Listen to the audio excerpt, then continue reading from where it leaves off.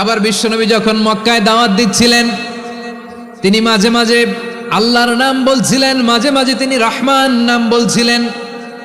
যখন তিনি বললেন ওয়াইদা কিলা লাহুমুসজুদু লিররহমানি ক্বালু ওয়ামার রহমান, বিশ্বনবী মক্কায় যখন মক্কার কাফিরদেরকে, কুরাইশদেরকে বলল তোমরা রহমানকে সেজদা দাও, রহমানের ইবাদত করো, রহমানের জন্য সেজদায় লুটিয়ে পড়ো। মক্কাবাসী বলে রহমান আবার কে? রহমান রে তো চিনি না। রহমানকে? আল্লাহ চিনি, রহমান চিনি না। মক্কাবাসী কি বলে? কারে চিনে? আল্লাহরে চিনে। কারে চিনে না? রহমান কে তো চিনি না। রহমান আবার কোত্থেকে আসলো? কে রহমান?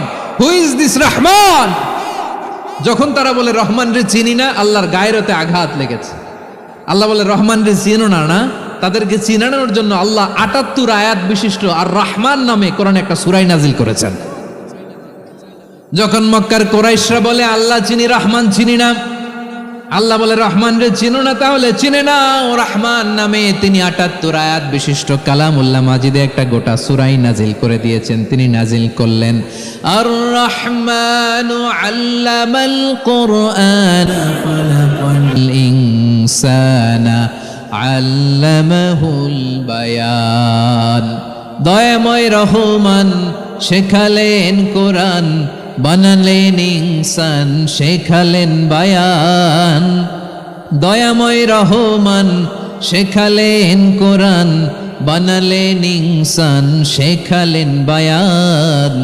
দয়াময় রহমান শেখালেন কোরআন, বানালেন ইনসান শেখালেন বায়ান। পড়েন আল্লাহু আকবার।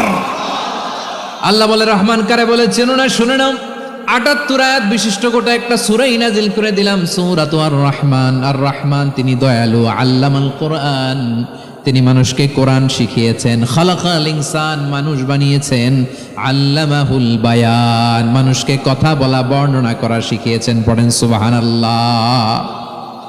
গোটা একটা সূরাই নাজিল করেছেন, সূরাতু আর রহমান।